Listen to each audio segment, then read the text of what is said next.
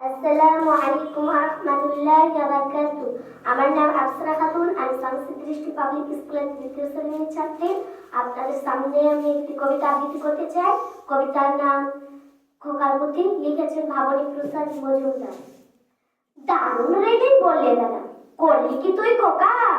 আকার কথা পর্যাপতি, আকলি সুয়া পোকা, পুজোর ছুটির পরেই খাতা দিবি যখন জমা, স্কুলেতে স্যারটি তোকে করবে তখন ক্ষমা। রং তুলি সব সরিয়ে রেখে বললে হেসে খোকা, আমায় তুমি নিশ্চয়ই টাকা।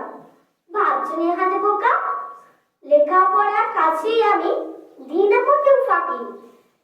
পুজোর ছুটি এখনো তো 27টা দিন বাকি, ততদিনে এটা কি আর থাকবে সুয়া পোকা? পর্যাপতি হবেই হবে, নাইকো আমি বোকা। আসসালামু আলাইকুম ওয়া রাহমাতুল্লাহি ওয়া বারাকাতুহু।